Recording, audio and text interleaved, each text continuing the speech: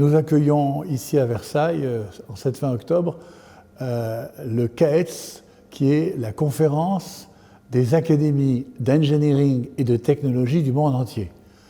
Presque le monde entier, puisqu'elle recouvre 31 pays. Et avec quelques manquants à cause du Covid, nous sommes aujourd'hui 24 académies réunies à Versailles, de tous les continents, Europe, Amérique, Asie et Australie. Le sujet que nous avons choisi pour cette conférence, précisément, ce sont les technologies pour la santé. Ce n'est pas toute la santé, car 48 heures n'aurait pas suffi. D'ailleurs, dans les 48 heures, on enlève quand même quelques heures de sommeil et de déjeuner, parce que nous sommes en France, donc le temps n'aurait pas suffi. Et déjà, par rapport à l'immensité des technologies appliquées à la santé, on n'a pu que échantillonner, effleurer le sujet. Mais c'est un sujet extrêmement important.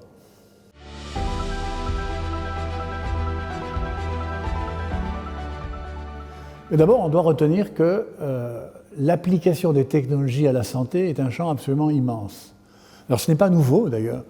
Au fond, l'histoire de la médecine est jalonnée de grands événements qui ont permis des progrès majeurs. C'est toujours, ou presque toujours, par une technologie qu'on a pu progresser.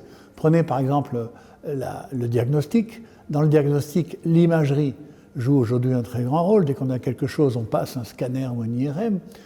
L'imagerie a commencé à la fin du 19e siècle, quand Röntgen a découvert les rayons X, et on est passé au fil des années par des progrès absolument continus. On a eu la radioscopie d'ailleurs, d'abord, qui avait l'inconvénient de délivrer beaucoup de rayons X aux malades, mais aussi aux médecins.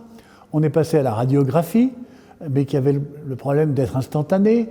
On est passé ensuite avec des tubes qui permettaient d'intensifier les images, qui a permis d'avoir une radiographie en continu pendant toute une opération. Puis on a inventé le scanner vers 1975. Et aujourd'hui, au-delà des rayons X, on a d'autres imageries. Donc la science, la technologie ont accompagné la médecine tout au long, et comme une sorte de dialogue permanent entre le besoin et la solution.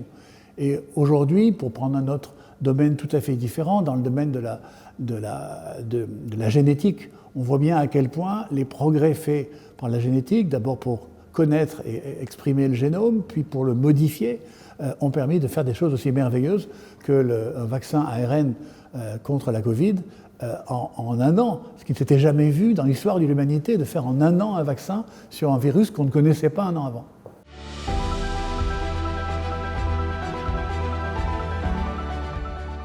Notre devise n'est pas pour la technologie à tout prix, ou n'est pas vive la tech. Notre devise, c'est pour un progrès raisonné, choisi et partagé. Donc d'abord le progrès. Nous croyons fondamentalement que les technologies, quand elles sont bien appliquées, quand elles sont bien comprises, génèrent un progrès pour l'humanité. Et on pourrait multiplier les exemples dans cela. Ensuite, bien raisonner, parce que nous sommes au pays de Descartes et que nous fondons des analyses sur les faits et sur la vérité scientifique.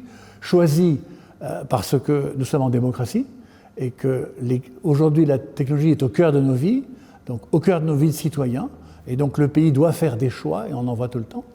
Et puis partager, parce qu'il ne faut pas que ça profite simplement à quelques personnes qui fondent des start-up qui s'enrichissent, mais que ça profite à toute la population au maximum. Donc cette belle devise, elle est à peu près la même au niveau mondial sur le CAETS. Et donc nous avons voulu mettre en parallèle les progrès, les techniques réalisées dans le domaine de la santé, avec les questions d'acceptation de ces techniques et de maîtrise des risques de ces techniques pour la population. Et il est clair que, s'agissant de la santé, c'est le domaine par excellence dans lequel on n'a pas envie d'avoir d'effets secondaires ou d'avoir des choses mal comprises. Donc, nous avons mis donc au cœur de la conférence cette question d'éthique, en ayant d'ailleurs un exposé en tout début de la conférence par une personne qui, à la Commission européenne, est justement en charge de l'éthique, et qui reviendra sur scène à la fin de la conférence pour voir ce qu'elle a retenu en termes d'éthique de tout ce qui a été dit.